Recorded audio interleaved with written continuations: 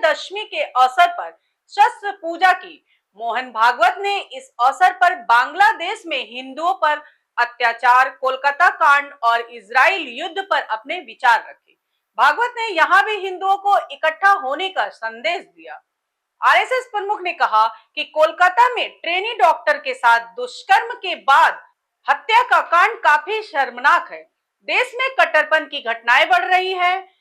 नीति या हालात पर असंतोष हो सकता है, हिंसा करना कभी सही नहीं। मैं तमन्ना द संकेत लाइव में आप सभी दर्शकों का स्वागत है। राष्ट्रीय स्वयंसेवक संघ यानी आरएसएस 99 साल का हो गया। 1925 में विजयदशमी के दिन 5 स्वयंसेवकों के साथ डॉक्टर बलराम कृष्ण हेडगेवार ने इसकी शुरुआत की थी। आज संघ के लाखों स्वयंसेवक हैं। संघ के मुताबिक ब्रिटेन, अमेरिका, फिनलैंड, मॉरिशस समेत 39 देशों में उसकी शाखा लगती है। 99 साल के इस सफर में 3 बार संघ पर बैन लगा। संघ प्रमुख को जेल तक जाना पड़ा। नागपुर में आरएसएस मुख्यालय में राष्ट्रीय स्वयंसेवक संघ प्रमुख मोहन भागवत ने विजयदशमी के अवसर पर शस्त्र पूजा की। मोहन भागवत ने इस अवसर पर बांग्लादेश में हिंदुओं पर अत्याचार, कोलकाता कांड और इजराइल युद्ध पर अपने विचार रखे। भागवत ने यहाँ भी हिंदुओं को इकट्ठा होने का संदेश दिया। अब वहां चर्चा ऐसी चलती है बांग्लादेश में कि भारत से हमको खतरा है और भारत से खतरा है इसलिए पाकिस्तान को साथ लेना चाहिए, वही हमारा प्रामाणिक मित्र है और दोनों मिलके, क्योंकि उनके पास न्यूक्लियर वेपन्स है, हम भारत को रोक सकते हैं। जिस बांग्लादेश के निर्माण में भारत की पूरी सहायता हुई, जिस बांग्लादेश के साथ भारत ने अब तक कोई वैरभाव रखा नहीं, आगे भी नहीं रखेंगे, उस बांग्लादेश में ये चर्चाएं हो रही है। ये चर्चाएं कौन करा रहा है? ऐसे वर्णन, नैरेशंस वहां पर चले, ये किन किन देशों की हित की बात है? ये तो देखने वाले, सोचने वाले समझते हैं, नाम लेने की आवश्यकता नहीं।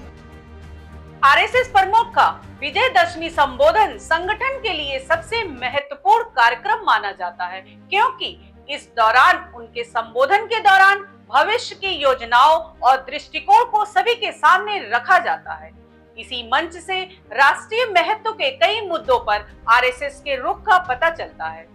भागवत ने 2024 में संघ के स्थापना दिवस के शताब्दी वर्ष में पहुंचने पर भी चर्चा की। आरएसएस विजयदशमी पर हमेशा अपना स्थापना दिवस मनाता है।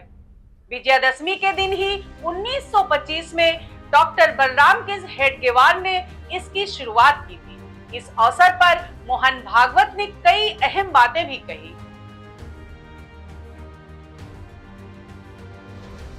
इस चौखट में जो बैठता है वो धर्म है।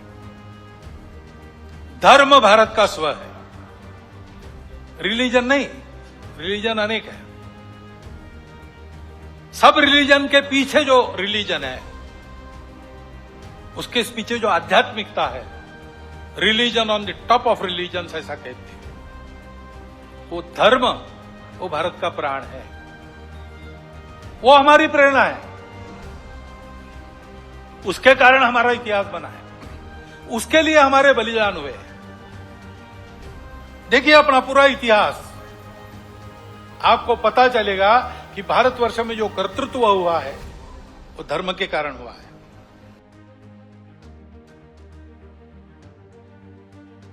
शताब्दी वर्ष में पहुंचा आरएसएस प्रमुख ने कहा कि आज के दिन संघ अपने कार्यों के 100 वर्ष में पहुंच रहा है। ये इसलिए भी खास है क्योंकि महारानी दुर्गावती, महारानी होलकर और महर्षि दयानंद का 200वां जयंती वर्ष भी चल रहा है। इन लोगों ने देश के हित में काफी कार्य किए हैं और इन्हें याद करना हम सबका कर्तव्य है। बांग्लादेश में हिंदुओं पर हमला। भागवत ने आगे बांग्लादेश में हिंदुओं पर हमले की बात पर नाराजगी जाहिर की। उन्होंने कहा कि बांग्लादेश में कट्टरपंथी लोग हिंदुओं सहित सभी अल्पसंख्यकों को निशाना बना रहे हैं। हिंसा बढ़ने के बाद हिंदू इकट्ठा हुए तो वो बच सके, इसलिए हमें एक साथ होना होगा। कोलकाता कांड शर्मनाक।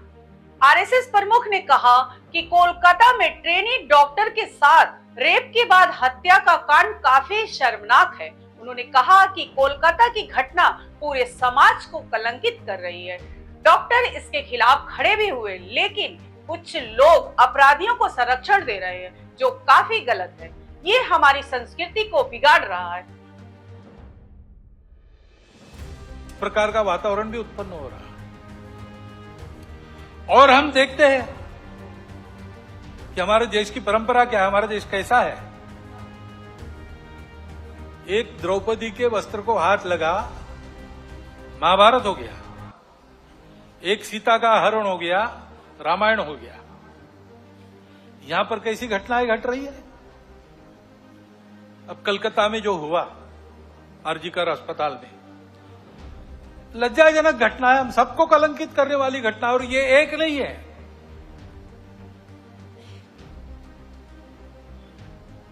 घटनाएं होती है, उसका नियंत्रण वगैरह करना, जैसे वहां खड़े हो गए समाज के सब लोग डॉक्टर लोगों के साथ,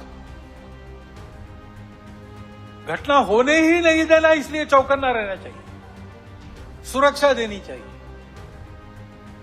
परंतु होने के बाद भी वहां जिस प्रकार से टालमटाल का प्रयास हुआ, अपराधियों को संरक्षण देने का प्रयास हुआ, ये जो अपसंस्कृति फैली है, उसके साथ अपराध और राजनीति का जो गठबंधन हो गया है, उसके ये परिणाम है। हम बात कर रहे हैं मोहन भागवत की। उन्होंने इजराइल और हमास युद्ध के बारे में भी चर्चा की।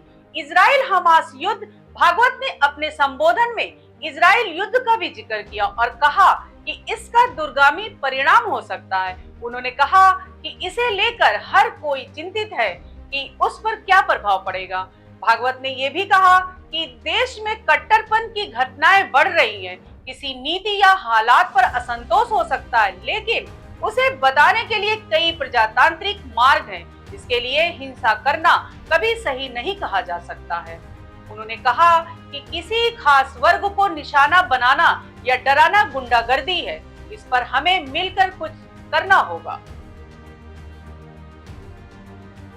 अभी वैज्ञानिक प्रगति का वर्णन करते समय आपने बताया भविष्य के लिए तैयार होना है, और भविष्य इस तकनीकी के कारण कई प्रकार की नई सुविधाएं लेके आएगा। आज तक विज्ञान कई प्रकार की सुविधाएं लेकर आया है, तो मनुष्य जीवन भौतिक दृष्टि से पहले से सुखी है।